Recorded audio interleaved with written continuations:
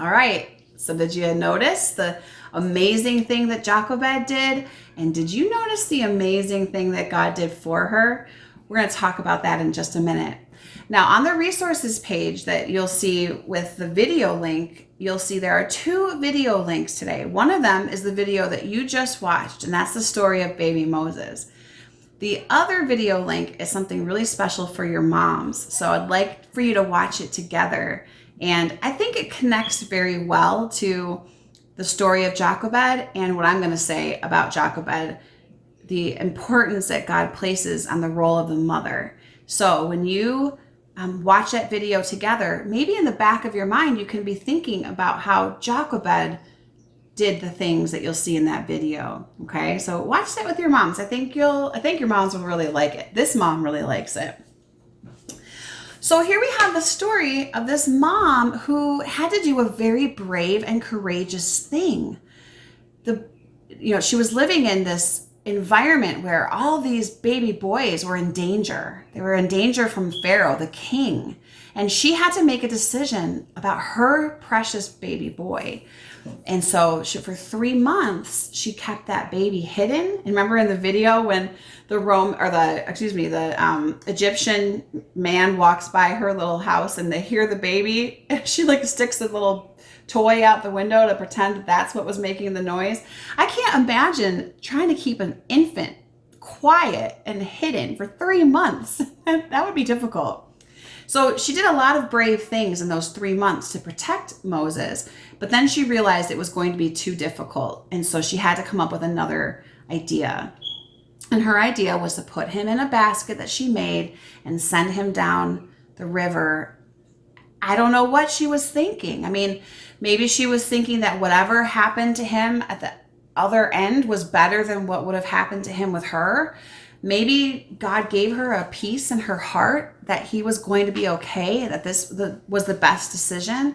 And I think this is a moment that we need to dig into a little bit. And moms, this one's for you. Sometimes we don't get a clear answer from God. We can take a question to him and we can ask him to tell us exactly what to do. And it doesn't always happen that way. Sometimes we have to take the next step completely in faith, knowing that God is in control of everything that we do. I don't think Jochebed heard God say, put your baby in a basket and put the basket in the river, and then trust me, it'll be okay. I don't think she had that kind of security in her heart. I think she did the best she knew how to do. And she took a daring and courageous step, and she just trusted that God would take it from there. And I think that's a lot more of what life is like as a parent, or even as a human being, than feeling like we take every question to God and say, okay, God, now what do I do? Okay, now God, what do I do now? What do I do in this situation? Sometimes it's just taking the step, completely selfless, completely brave, and know that God is going to take care of it from there. I think that looking for a specific answer all the time is a little bit unrealistic, and that doesn't really stretch our faith. Sometimes it's taking that step and not knowing for sure if this is what God would want you to do, but knowing who God is and that no matter what you do, he is in control and he has your very best at heart. And I think that's the God that Jochebed knew and loved and trusted. This is not a story of Jochebed trusting and obeying, because she didn't hear any special message from God and then had to wrestle with her own thoughts to obey God. She just had to live her life in a way that pleased God and know that he was going to take care of everything else. That's kind of what it is to walk with Jesus every day of our lives. We just take steps sometimes having no idea, but knowing whose hand that they're in, and we trust that God. So this is the beautiful thing I think about Jochebed's story. She did a daring, scary, and I think heartbreaking thing. She knew that for the safety of her son, the best thing would be for her to send her son away. But what happened? Miriam, his sister, followed the baby down the river and saw that the Pharaoh's daughter had pulled the baby out of the water. And then that Pharaoh's daughter wanted to keep the baby, which is a beautiful thing. I mean, God allowed her heart to be opened to Moses. But Miriam stepped in and said, you're going to need someone to help with that baby, help nurse that baby. Why don't I go find an Israelite woman to help you? And of course, Miriam was going to go get her very own mother, the mother of the baby. Isn't it beautiful what God did for her? He arranged it so that even though Jochebed had to give up her baby, God allowed her to stay in her baby's life for at least 3 years. That's about the amount of time that we call that period of time weaning the baby. It's a weird word, weaning. But when we look at that historically, mothers usually were nursing and taking care of their babies close for about 3 years before they were a little bit more independent. And so according to history and tradition, Moses would have been with his own mother every single day for 3 years. What a beautiful gift that God allowed for Jochebed to be involved in Moses' life. Another thing that I think is so important to recognize about this story, Moses is going to be the man way down the road that God calls upon to lead the Israelites out of Egypt. Okay, you know all these stories. Let my people go, and parting the Red Sea, and manna from heaven, all these amazing stories. That's Moses. Moses is going to be representing God to the Israelite people. He's going to have about 2 million adult Israelites to take care of. This is a very big job, and it's going to require a very big faith. When I think about Moses and his very big faith, I actually think about an acorn. Okay, now this is a weird thing, so follow me on it. But you know those gigantic, huge, big, mighty oak trees? We call them the mighty oak because they're so big, their trunks are so strong, and the wood that comes from an oak tree is strong wood. The mighty oak starts as an acorn, that itty bitty tiny thing that we like to find in the fall or squirrels like to shove into their cheeks. That little tiny acorn grows into a mighty oak. That's an amazing, beautiful thing that God has designed. And when I think of that, I think of Moses, because Moses started as a baby, as an acorn, and grew into a man of incredible faith. And you know who helped him get there? Jochebed. Because I know that this woman who trusted her God enough to send her baby down the river in a basket, she would also have been the mother who sang songs of God to him, who told him stories of their amazing God for 3 years of his life.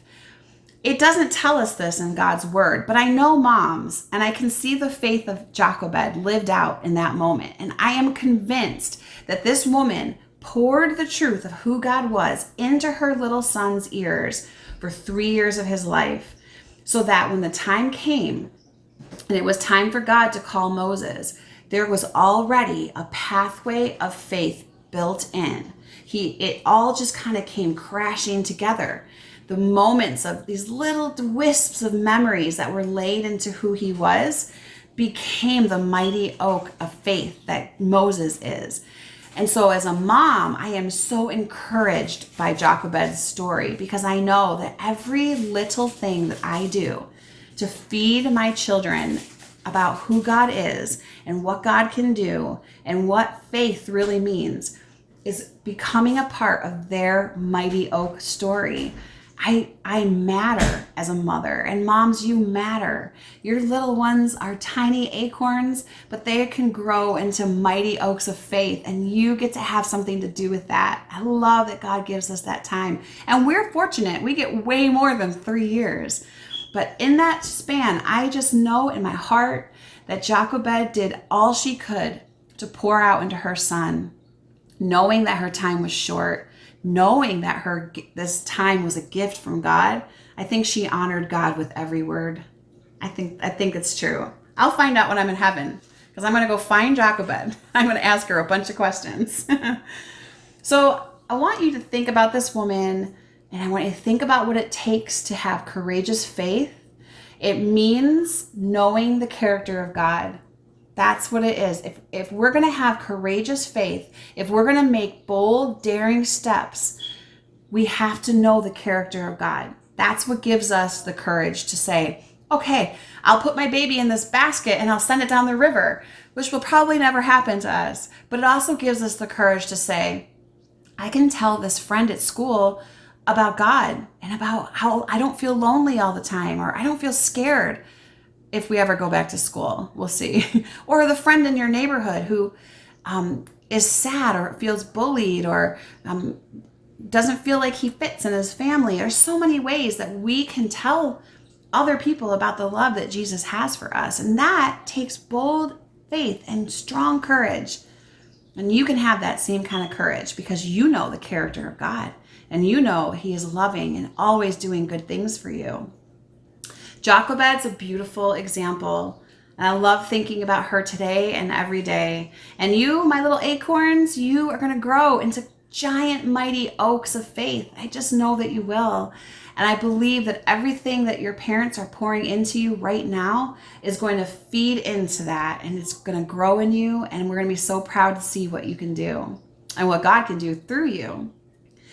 On your resource page today, you're going to find that we have our hide and seek questions. And so I want to think a little bit about this with Jochebed. We know that our verse, of course, is to trust in the Lord with all your heart and lean not on your own understanding. So we're starting to memorize this verse, aren't we? I bet you're getting it down in your hearts.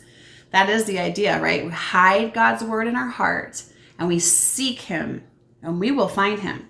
So I want to think about Jochebed in relationship to this verse. How did Jochebed show that she trusted God instead of her own understanding?